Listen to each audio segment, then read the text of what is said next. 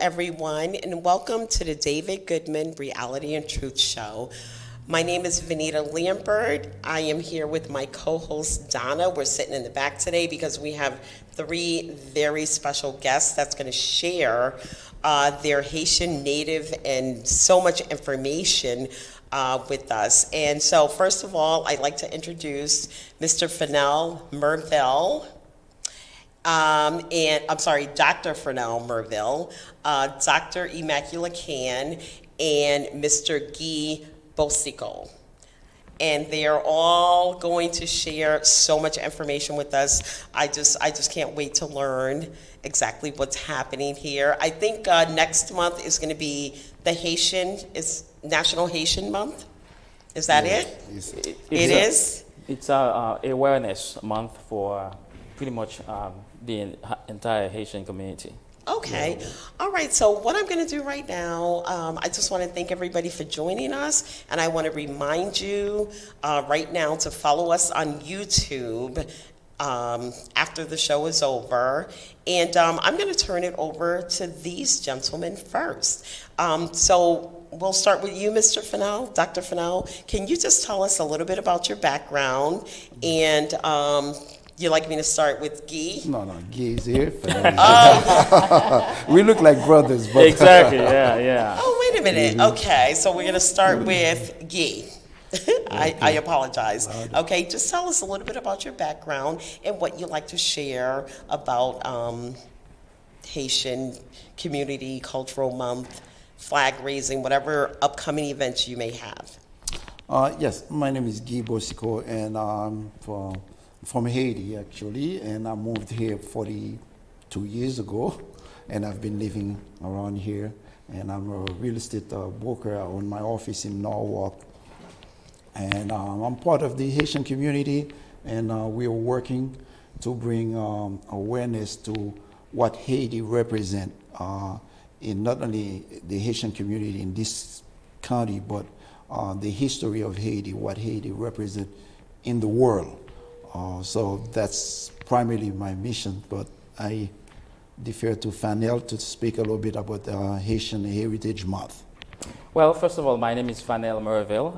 I live in Chombo, working in Bridgeport. I am the executive director of the Center for Immigrant Development, which is a Department of Justice recognized and accredited organization specialized in immigration counseling. And so this is a great opportunity for me, and I'm very proud to be able to be part of this wonderful group, Dr.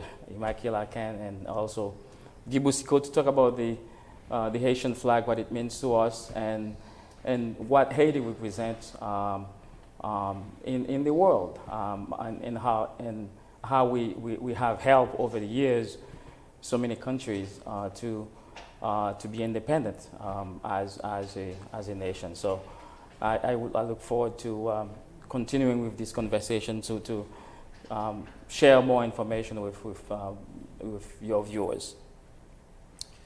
So can you share some information about, is there like a flag raising that's coming up next month? Is there something you could share the significance of that with us? Yes. Yes, on the 18th, May 18th is Haitian Flag Day.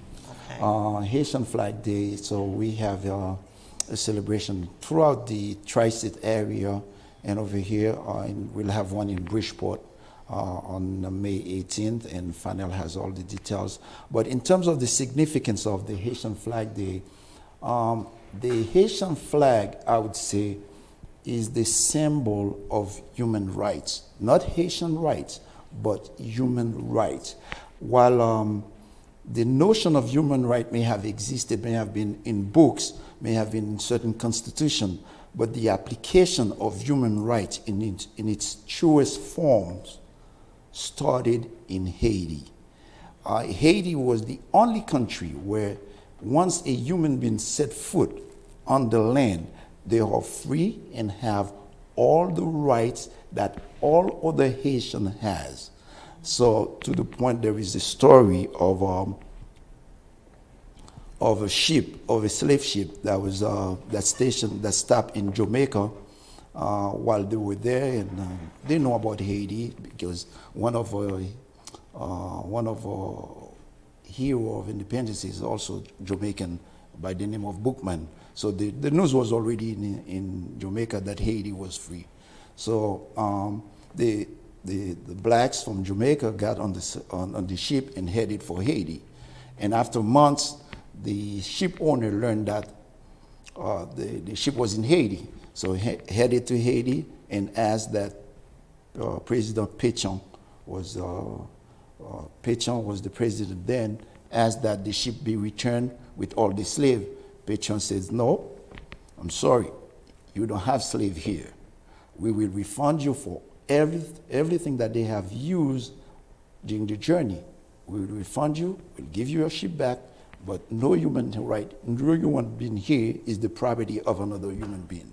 So that is, I'll share that with you as the background in terms of human rights, in terms of what Haiti represents. Sure, that's pretty awesome. So there's no citizenship test that you need to take. All you do is just dock there, step onto the land, and you're free.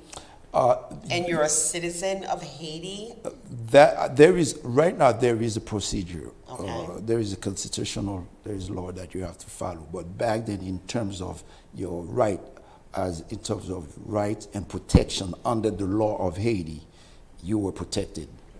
Wow, that's pretty amazing. And See, also, I didn't know that. And also, it's important. My name is Dr. Immaculate Can. Thank you for joining us. I think it's also imperative, as part of the historical perspective, is to have the understanding that Haiti was the first free country in the world, that earned their freedom from slavery. So Haiti really paved the way for all other individuals who were enslaved, and really set the tone that you too could be free, and you too, you are human, and you are not property. So we have to really look at the historical perspective for us to really understand that for 218 years, we have earned our independence, and this is really an opportunity for us to educate the community the significance of this independence. So that's part of why we're here today, is to really educate the community regarding that. Exactly. And I think people will probably be asking themselves, why are we giving so much importance to the flag? But I just want to highlight the fact that when we created the flag back in 1803, that was the first step that we said to the French that we're not going to be your slaves anymore. So we're going to be free as a nation. So that was the first, I would say, significant, although we have started the process of through fighting and all of that, but that was the major step of us telling the French that, we want to be free. So we created our own flag. We're not going to be using your flag anymore. And so from that point on, and then there were some other steps that we took, and then until we became we became independent on January 1st, 1804. So that's why in Haiti we have some other major holidays, but there are two major ones. The Flag Day, which is May 18, and then we have the Independence Day, which is January the 1st. So these are very significant. And I should say, regarding January 1st, I love, as an Haitian American, I was born in Haiti, and I have such pride of the way my parents raised me to really value my culture.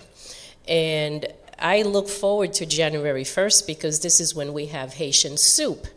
And now my understanding with the Haitian, it's called squash soup, and my understanding of the history is that during slavery time, the slaves could not have squash soup. They were banned. So the day that we gained our independence, the very first thing that we did was make squash soup.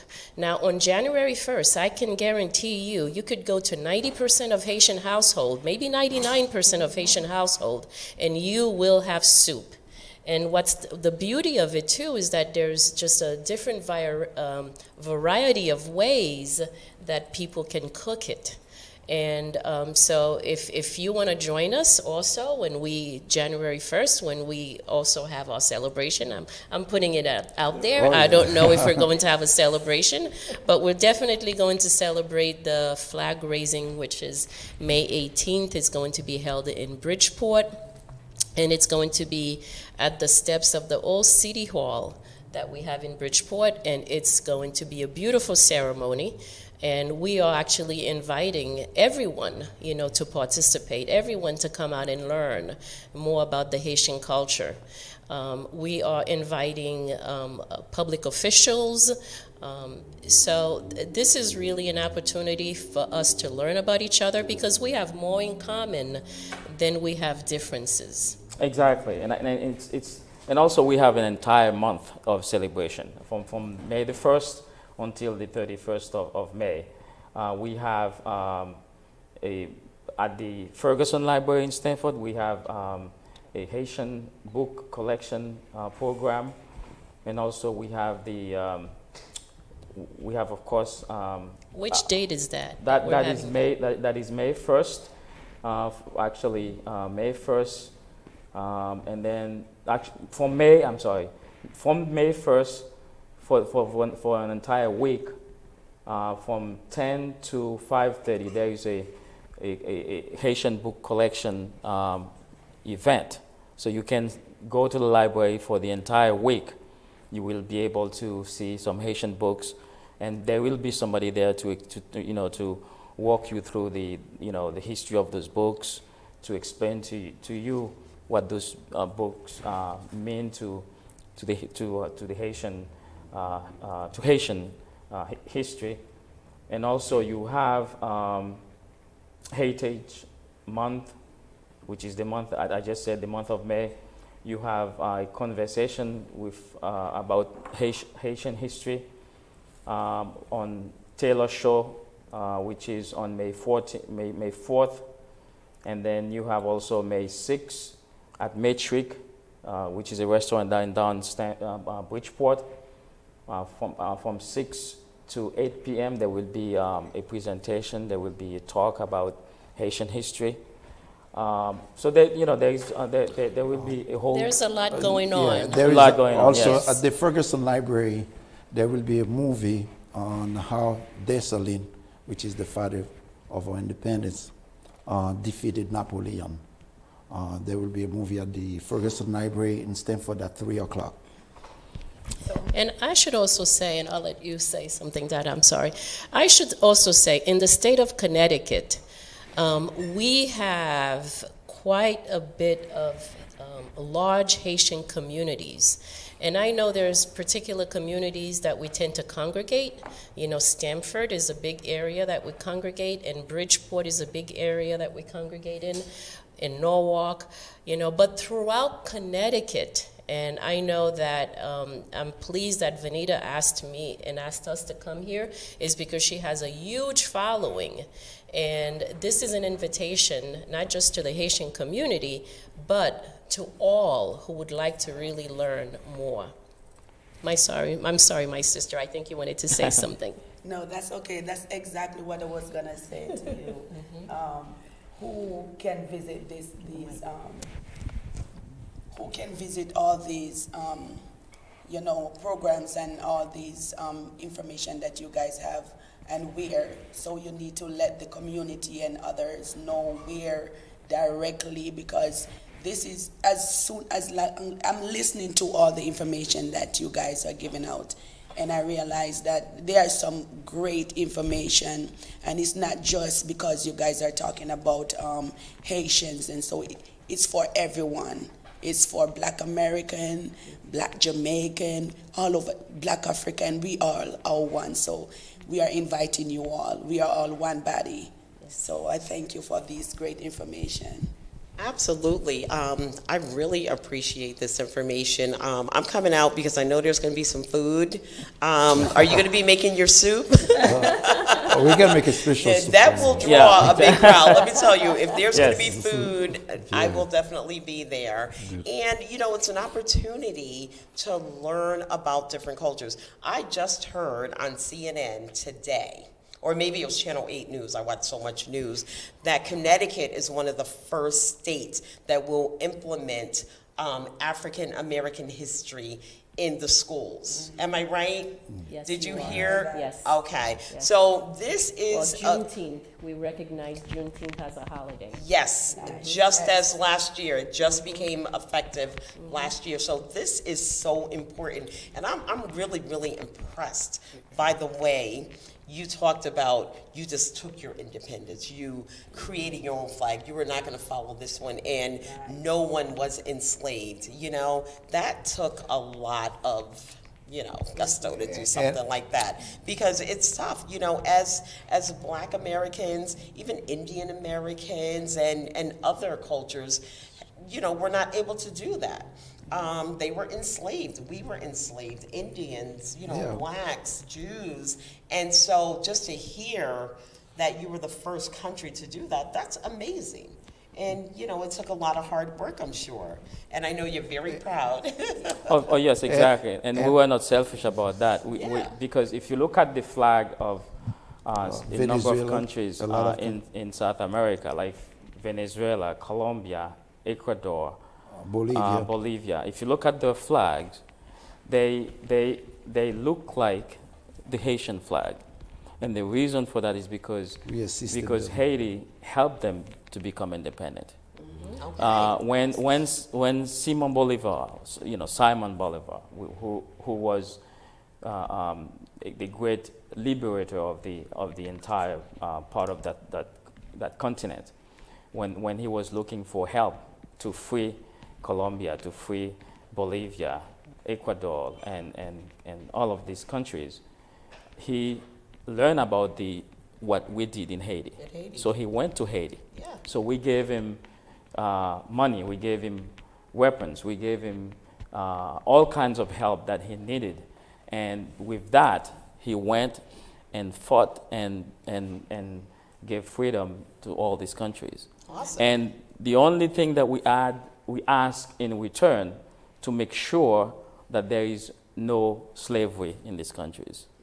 So that's that. And also another significance of what we did that, you know, most people don't know about, or even, you know, maybe they know but they don't want to talk about it, is the fact that when we defeated Napoleon's army, that allowed the U.S. to purchase Louisiana, because the French army was so powerful, and we defeated that army, and they were not in a position to go and fight the Americans, and so they decided, instead of going to try to even fight and lose in the end, which was going to happen, so they decided to let it go, and they sold Louisiana. And if I may add to the purchase of Louisiana, a lot of time when people say purchase of Louisiana, they think of the state of Louisiana. The territory was a collection of 12 states, about 12 to 13 states that run from Louisiana all the way to the border of Canada, which represent, if you Google it, you realize that it's a third of the American continent. And on top of that, what that does, it allows, it also weaken the position of the Spaniard to occupy some of the territory they have in the state. So that benefit also United States in that, because Haiti, being that what they called back then the whole island Santo Domingo, that has produced, the island produced 40% of the sugar that was used in the world. So that was a big, big economic loss for France, which meant that France, while they were helping United States in their fight for independence, the transition point where they were bringing supplies in to feed, to help United States was Haiti. So when they lost Haiti, they really had no interest, as much interest in Louisiana, that weakened the position to hold the territory of Louisiana. That, in a sense, facilitated the purchase of Louisiana for the United States. So because of Haiti, now the United States can claim that, they have Louisiana. But without Haiti, they probably would not have been able to have Louisiana. Yeah. And we also have soldiers that actually fight alongside of what they call the Battle of Savannah.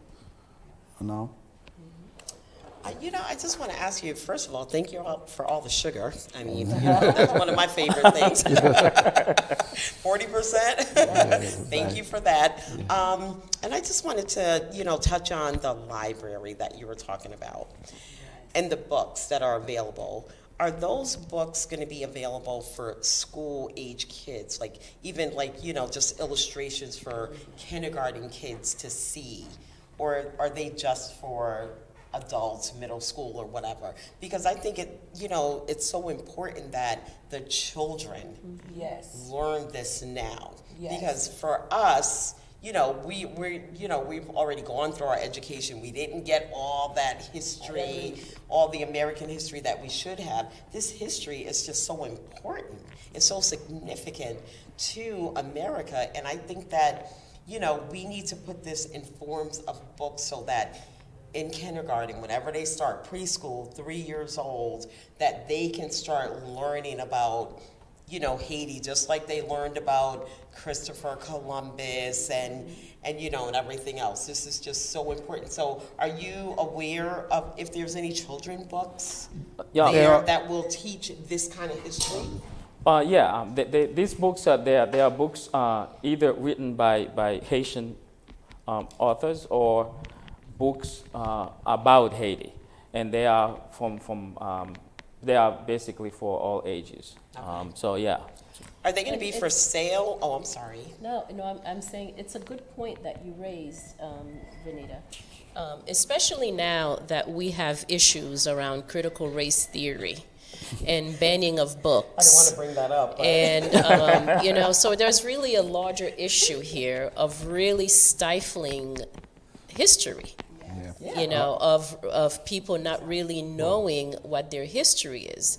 And I think what's so disturbing about that is that we can only be a better nation by understanding the past and not allowing for our children to understand what occurred in the past and for them to be able to see the value and how that will be able to direct them in the future is such a disservice.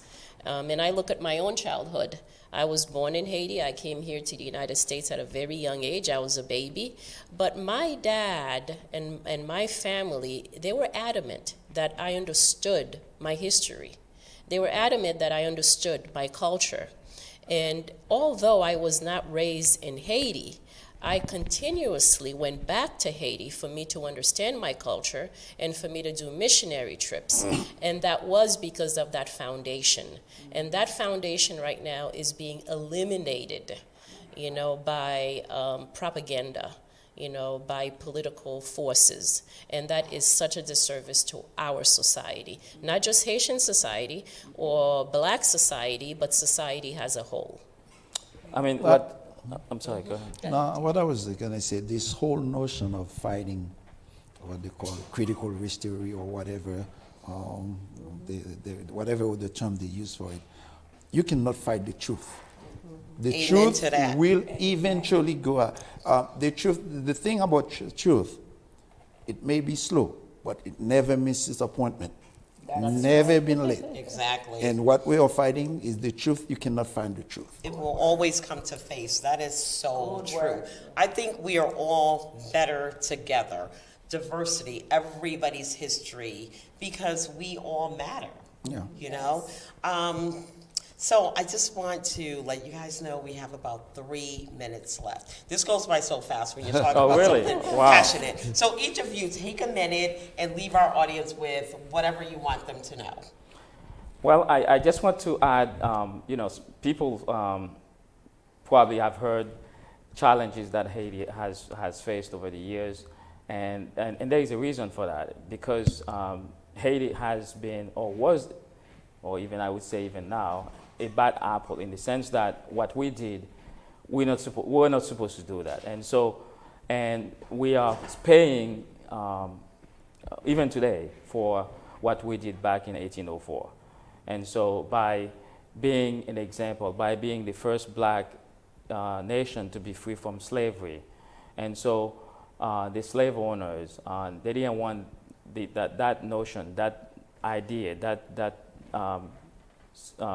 idea to spread, and so even today we are paying for it. So there is a reason for what the challenges that we are facing, and also by the fact that even what we did by helping other countries, they don't want to highlight that. They don't want the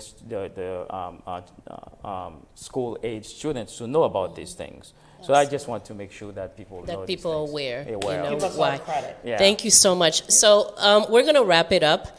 Want to say thank you for giving us the opportunity to come to your living room and talk to you, your home. Please join us May 18th, Wednesday, May 18th, 9 o'clock in the morning. We're going to be in Bridgeport, Old City Hall. I think it's on Lyons Street. And we will be there. The celebration will last about an hour. We look forward to having everybody. Throughout the month of May, we're going to be celebrating Haitian Awareness Month, and we will be advertising via social media and any way that we can to get the word out. So this is an invitation to you to please join us, and we are looking forward to having you and learning more with you. Thank you, Vanita. You're welcome. And Mr. Gee? No, I would just quickly say, if you're wondering what's behind us in the background, that's La Citadelle. That's La Citadelle, one of the fortresses in Haiti where King Henry lived, and that's where we fought the French. Where they beat them up at. Awesome. Where they won. Where we gain our independence. Independence, yes, indeed, yes, indeed. Yes, thank No, I you so just- much. Go ahead. I just want to thank you all for coming in, and thank you for listening and joining us. We thank you all listeners, and we just want to ask you to continue to listen to us on And, YouTube. and last but not least, yes, definitely follow us on YouTube, review this information, get all the dates, and come out and support and celebrate. And that's our show for today. This is the David Goodman Reality and Truth Show, and we're on your side.